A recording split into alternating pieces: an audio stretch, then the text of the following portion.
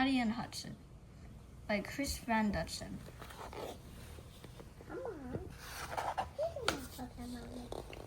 Hattie McFadden loved to explore.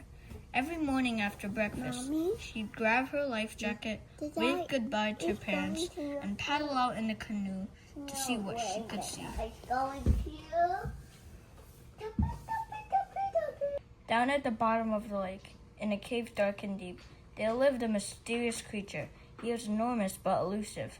He never ventured up to the surface.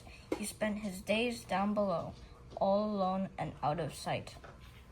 The monster was used to hearing motors and buzzing propellers churning overhead.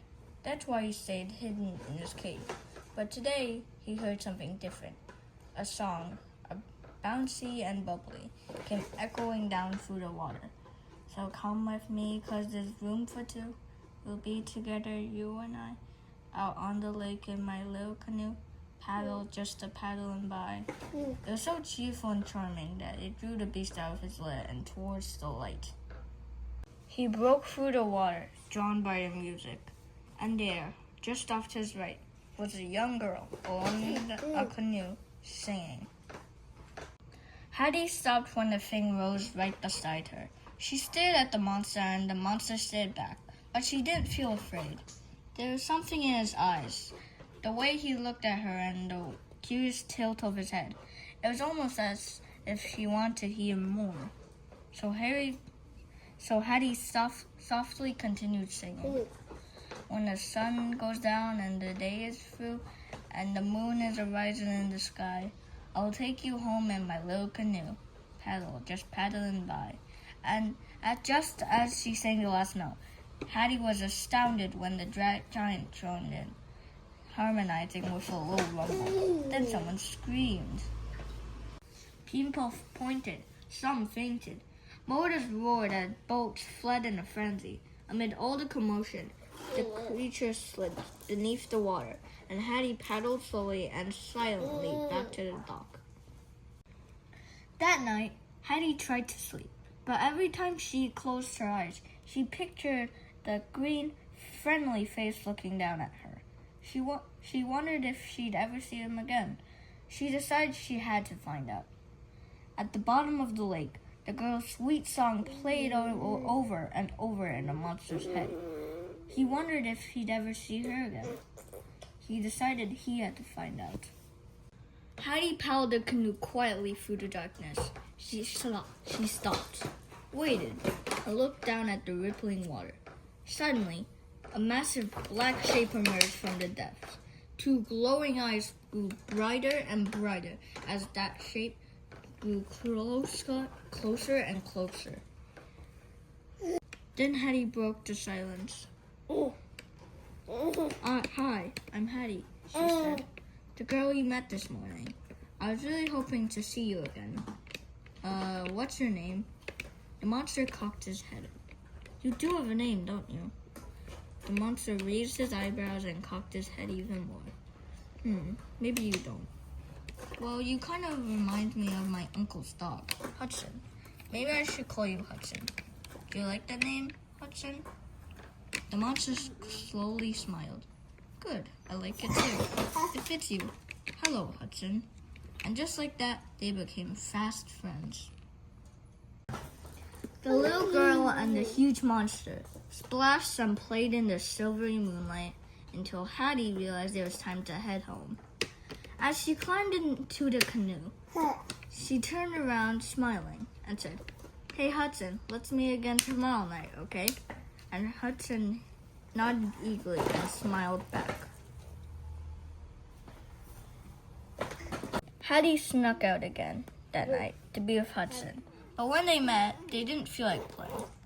"Townspeople saw you yesterday," she explained. "Everybody thinks you're dangerous. Tomorrow they're coming to catch you and take you away. I don't know where to, but we can't let this happen. We need a plan." Hattie was deep in thought when Hudson abruptly nudged the canoe with his nose, nearly knocking it over. "Hey," barked Hattie. Hudson nearly again. "What the heck?" Once again, he bumped the boat. And then he looked at her and smiled brightly. "Wait a second, I think I know what you're doing." said Hattie, and then she added, this could definitely work. Hudson, you're a genius. At the break of dawn, Hattie paddled her canoe over to the town landing. The men were already gathered, loading their boats with radars, ropes, and netting. Hattie started to feel sick again, but she had to stay focused. She had to stick to the phone. She had to save her new friend. So she paddled her canoe away from the shore and to the center of the lake. Then she waited. Now it was Hudson's turn. He swam up to Hattie. He carefully bumped the bottom of the canoe. It flipped over easily, tossing Hattie, as planned, into the water. Hattie flared her arms. She splashed in the water. She pretended to be in serious peril. The men were on the landing sprang into action. "Hang on," someone hollered. "We're on our way." The boats were coming quickly, but Hattie waited and waited until they were in perfect position. Then she signaled to Hudson. The people stared in complete stunned silence as Hudson slowly swam past. When he reached the landing, he gently lowered his head so Hattie could slide off. Now it was Hattie's turn to hold a meeting. "This is Hudson," she said bravely. "He's a friend of mine. I know you think he's scary and mean and dangerous, but he's actually very friendly. He won't hurt you, I promise. This lake is his home, and I think he deserves to stay. Once you all get to know him, I'm sure you'll agree." Hattie paused. Everyone stood still. Then, a young boy slowly walked up and patted Hudson gently on the nose. Another child followed. Then another. Soon, a few adults cautiously stepped forward. Before long, a crowd had gathered around Hudson. It took some convincing, but eventually, everyone welcomed the idea of having Hudson around. He even became something of an attraction. People traveled from far and wide to spend time with the famous friendly monster. But when the sun went down and the visitors left, for Hattie and Hudson, everything was just as it had been since the beginning.